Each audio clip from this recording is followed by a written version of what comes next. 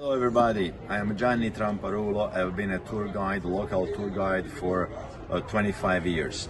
I am also an associate of Rome, Walks Inside Rome. I've been a partner for 10 years. And today I would like to introduce you to the subject Pompeii. Pompeii, the ancient town which was covered in AD 79, and today you will discover the way it was rediscovered in 1748, and still today works are in progress to discover new areas like region number 5 and others around.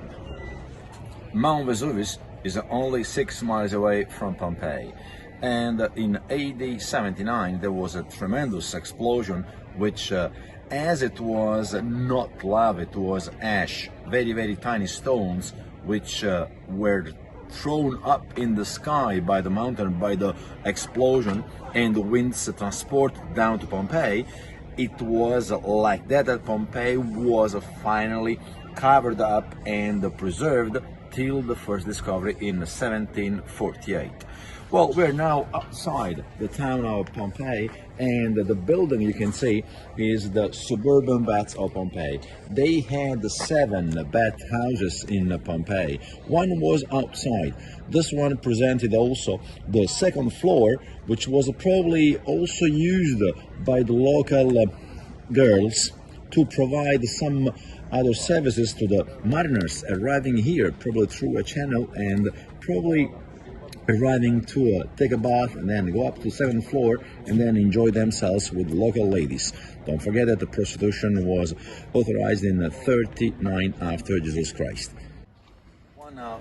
Let's now take one out of the 7 gates they had all around Pompeii. City walls would be running around for a couple of miles, and then they had 7 gates. This one is probably the most important one, as it was the one going down to the ocean, which was not so far away as it is today. The explosion and the other buildings built and then more concrete poured in have retrieved the water of the ocean, and that's why today the ocean is more or less like a couple of miles away. As you can see, works are still in progress here in Pompeii.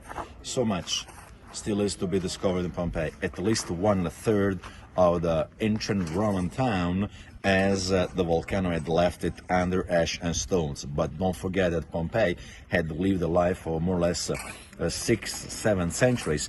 That is why we also have other layers. As you can see, people are now digging to discover what is the other layer under the Roman layer people normally walk on. And the thing is very important. When other layers are rediscovered, obviously there is only one thing they can do. They can catalog, they can take photos, but they have to cover up again, because money is needed for what is now standing and might fall down in Pompeii, as Pompeii after 20 centuries has become a very fragile place. This was the Forum of Pompeii. Probably it's the only place in the world where you can still see what surrounded the huge forum, where again you should imagine marble on the floor, equestrian statues in marble around, and columns which would run all around with the 2 floors, and they were also in marble. What did they have here in the Forum Pompeii? Starting from the right hand side, as we have already seen, they had the Basilica, which was the law courts of Pompeii, the Palace of Justice. Then in the center, the red building with the 3 different rooms was the Curia. The Curia would be the city hall today. On the left-hand side, on the left-hand side corner, they had the Comitium, which was the place where men, receiving a wax tablet and the stylus, would write the name of candidates on top. And the rogatores counted the votes they had obtained. I mean, that's the place where they had the voting system. Then, following, there was another entrance, the building today called of Eumachia, probably one of the most important ladies here in Pompeii. It was considered also the place where they had the wool market for textiles, I would say.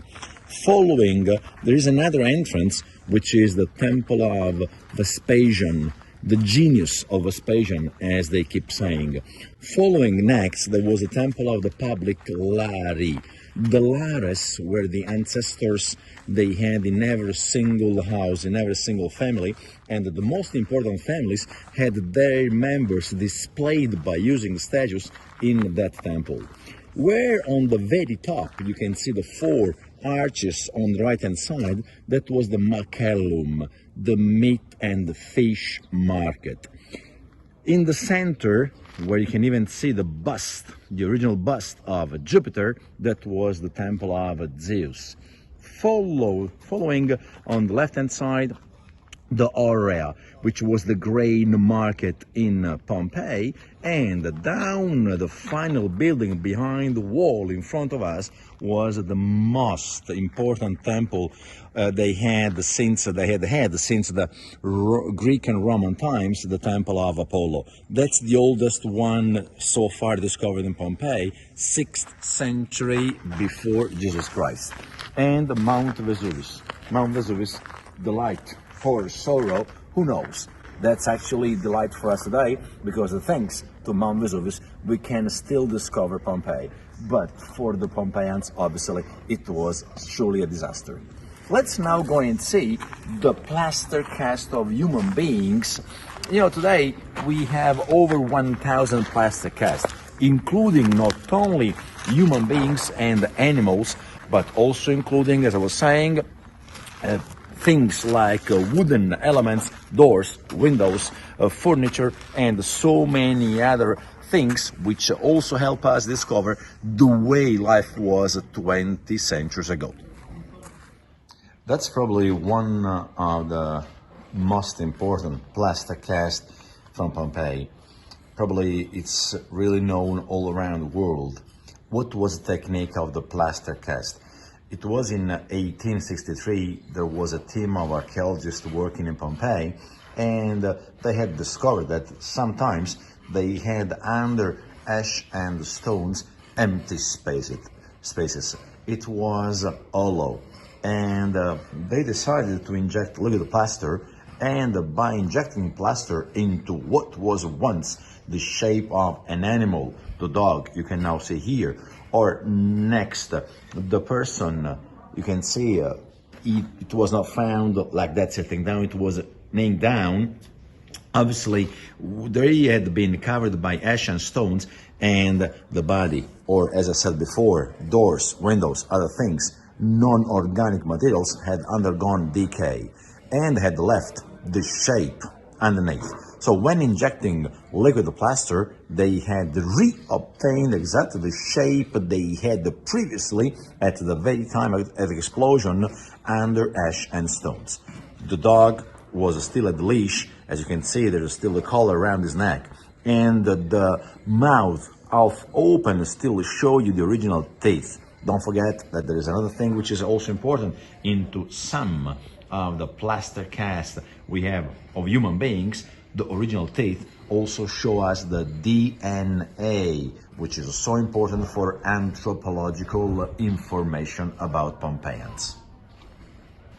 This last case shows also the presence of a baby.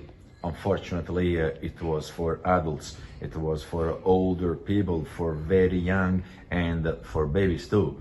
But what is also very important is the presence behind of the plaster cast of a tree. Behind, we also have the plaster cast of a door from Pompeii.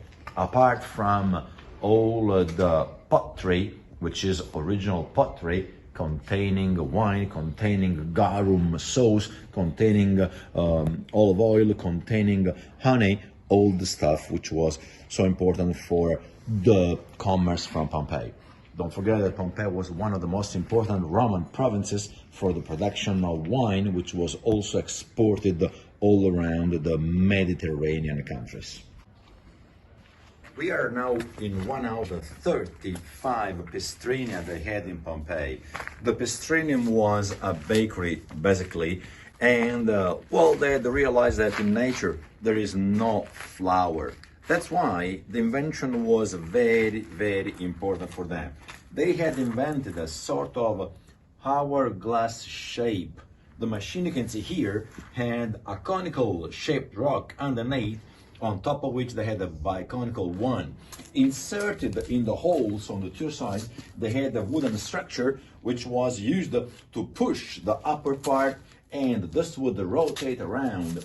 Inside they would pour grain to obtain the fall of flour from down here, which obviously they took to be mixed with the water, with the honey, which was their yeast, and then bake everything into the wood brick oven we have still here, which is similar to our modern wood brick ovens for pizzas. Incredible. In one of the wood brick ovens in Pompeii, still not open to the public, the archaeologists had discovered 83 loaves of bread carbonized intact.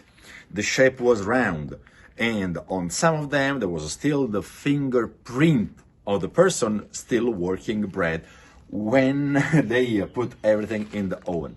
Don't forget, it was presumably 1 o'clock in the afternoon when the volcano exploded, and the dinner time was after 3 o'clock. So that's why they were still making bread for the dinner of the most important people from Pompeii.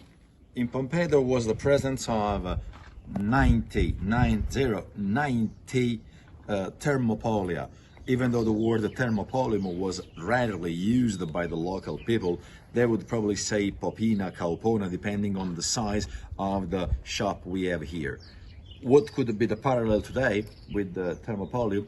It's probably the McDonald's, the fast food of the time, where in the dolia, that's the name of the pots inserted in the counter, they had wine, different types of wine. Paying more or less money, obviously the quality would change. They also had the dried fruit, they also had the pieces of meat. Rarely they had the fish because the fish was more expensive. And in some cases, when it was larger, they also had a space behind where they could also go and gamble. Gambling was also one of the institutions here in Pompeii. Sometimes on the second floor, they also had the presence of the so-called blitinde, which was one type of prostitutes, and they would give other services. If you look carefully, Pompeii was like Las Vegas. This is the ancient, or if you want, the ancestor of the saloon later used in the Far West. As the streets of Pompeii would be not really the cleanest place, and not everywhere in Pompeii they had the sewer. Obviously, look at the inclination of every single road, street we have in Pompeii. That would mean that when they had very, very heavy rain falling down, obviously that was like a sort of river in the streets of Pompeii.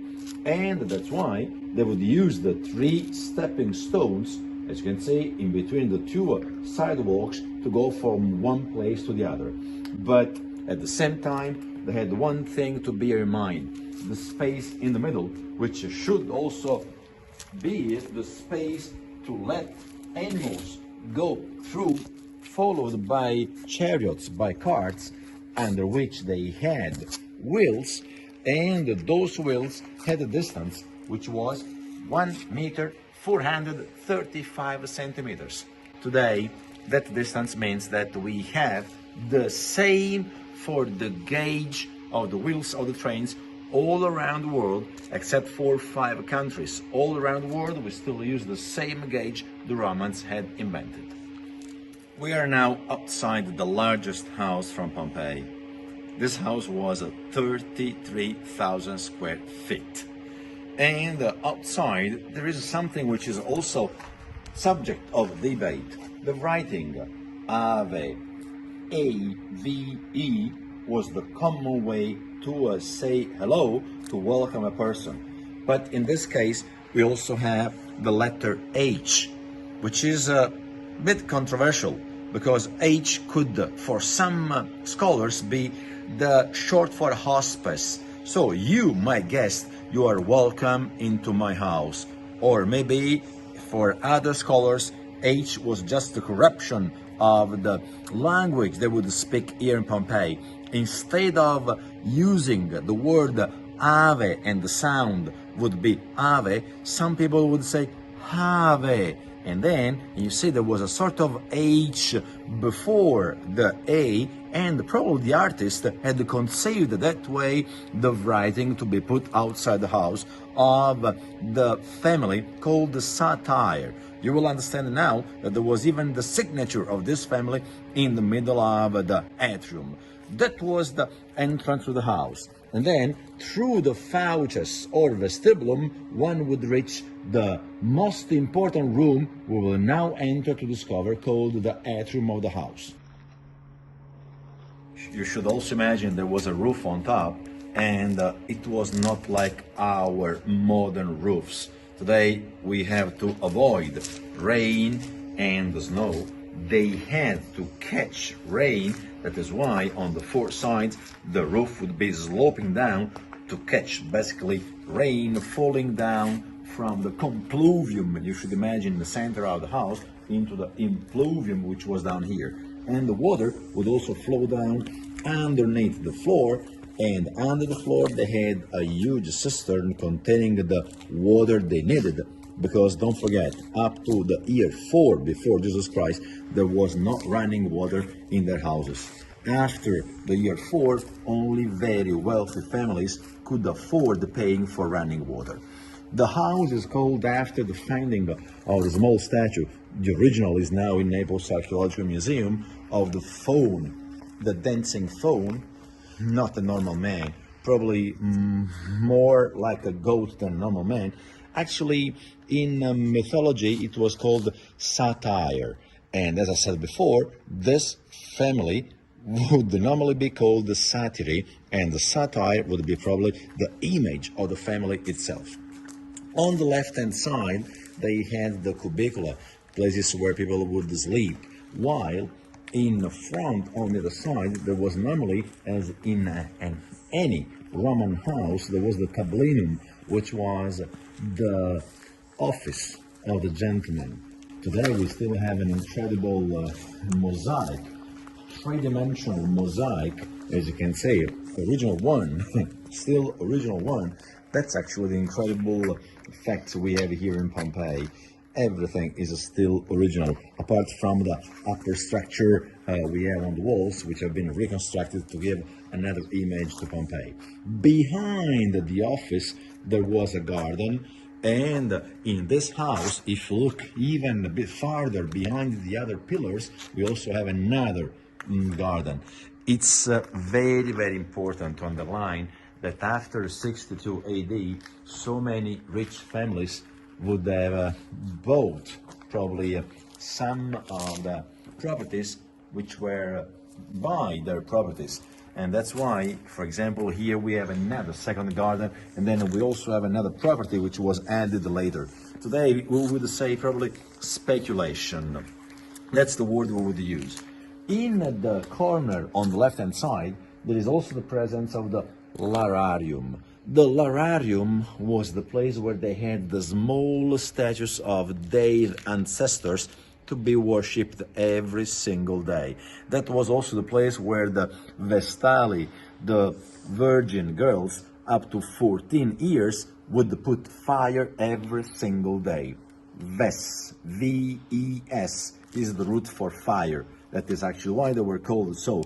And if you look carefully, there is also the same V-E-S root for Mount Vesuvius. Fire was the word here in Pompeii. So as we said before, running water would be for very wealthy people, for middle-class merchants, but surely not for poor people. That is why in Pompeii they had so many fountains scattered all around the 66 hectares, 165 acres of land. They would be useful for people to come and get water. Can you see the indentation is still the place where they would put the rope, and then with the buckets in and out they would get water. But there is also a thing, the image, which is on the fountain, which is so important also as a landmark. So people would give a landmark and they had no address. What you can read now on the wall, the region and insula is a modern 19th century system to divide Pompeii into 9 different regions made up of insular sort of districts. Another peculiar aspect is also the overflow on every single fountain to transport the surplus of water in the street and then wash down all the debris they had in the streets of Pompeii, where you can keep seeing even the 3 different stones, sometimes 4, sometimes 2, depending on how wide the streets of Pompeii were. This is another wonderful house, the so-called house of the Vettii family, rich merchants. And there's one thing in Pompeii: the very, very rich people received also every single day the jealousy of people who were jealous of what they had done during their life. They had several methods to take what was called the evil eye away. Red on the wall, used as a main color for their frescoes. Then gods, semi-gods, the lattice. But in this house there was one fresco which is stunning, which is astonishing, which is also something which is hilarious, but is also very, very important to take the evil eye away. The god displayed here on the wall was the god Priapus, huge penis. And sorry about saying so, but the bigger the better, because the bigger the penis, the more fortune would be in your house. In this case, he's weighing his phallus in a scale, on the other side of which we have the amount of money he had earned during his life. The translation today could be very easily, it's worth weighing gold. That's one of the ways to take the evil eye away from Pompeii, from your house, from your shop. So many other penises have been found all around Pompeii just to take the evil eye away. Don't forget, this was pagan religion. It was not a Christian society. That is why things were seen in a very different way.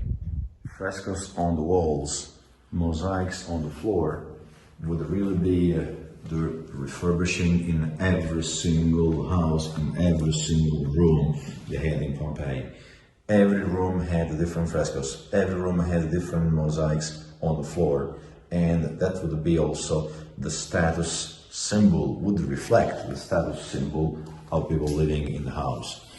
The most important colors were red, the white, black, yellow, even though some people could also and even afford the blue in their houses. And if one would see blue in a house, obviously they would understand how rich the person was, as he could afford lapis. Lapis lazuli would arrive from Pozzuoli in a very small quantity, but basically lapis would arrive from Egypt, Afghanistan, so it became very expensive. Talking about Egypt, there is a small shrine on the right hand side in front of us, which would be the sort of Egyptian shrine, where you can also see the presence of the snake, like the penis, another symbol of good luck, and even the presence of the sistro on the left hand side, which was an instrument used basically to be initiated to the cult of Isis. There was also a temple of Isis here in Pompeii. Look now at the quality of the frescoes on the walls, mostly representing historical subject and the mythological subject. If a person had also mythology expressed on the wall, obviously that would be another very important status symbol representing the culture of a very learned person. On the floor, another huge, wonderful mosaic, in this case black and white, but they had also a technique where they would use colorful stones inserted one next to the other. The largest mosaic is now in Naples Archaeological Museum and contained more than 1.5 million stones glued one next to the other. Another house different from all the others. That is the house of so-called Marco Lucretius along Via dell'Abbondanza. Behind there is a smaller garden, but there's also the presence of an nymphaeum. You can see it different from the other houses we have previously seen, which would mean that every single house in Pompeii would be different from the others. Now behind the smaller theater of Pompeii, actually Pompeii had the two theaters, a larger one where they would perform comedies and tragedies and was for 5,000 people, divided into VIPs, middle class, and the plebeians sitting on top, and was open to the sky. That's why they also had provided the velarium to be rolled down in case of too much sunshine and be a protection for the spectators underneath. But we are here by the VIP theater called Odeon, which in the Greek would mean listen to music and listen to poetry. Poetry would be the bard performing in Greek and perfect Latin, which would mean that only the people who could learn and study Greek and Latin could enter this place. So mostly for VIPs. It was a roofed theater, so the performance could be anytime. The actors or the musicians would be here on the stage, and they had, in most of the cases, something which was like a sort of microphone to even magnify the voice. Look now also the shape of the theater, half a circle, which is still today the shape we have for the Senate all around the world, which may be in Italy, in France, in England, in the States, or everywhere else in the world. The decoration here is mostly Greek decoration, with the Atlas, for example, supporting the globe. That's Greek mythology. And you can still even see the original marble on the floor where the orchestra would be. Theatrum post scenam, which means that it was the place behind the two theaters, the larger one containing up to 5,000 people and the smaller one we have just seen. It was also used after 62 AD, after the earthquake, tremendous earthquake, 62 AD, also as a gladiators' training field. So this was just the place where they had training while they would combat in the amphitheater containing up to 20,000 people. One very important fact, the columns would also be supporting the roof on top, which was sloping down to, again, catch every single drop of rain falling down in the indentation to go under the floor, where one should imagine under the huge surface an enormous cistern reservoir of water to contain every single drop of water falling from the sky. The columns are still all original columns, 74 original columns, covered with the stucco and the colorful, and also covered with the wax or olive oil, which would mean, obviously in this case, would mean everything would be as shining as marble. Pompeii was a shining place. Pompeii still today shines and waits for customers.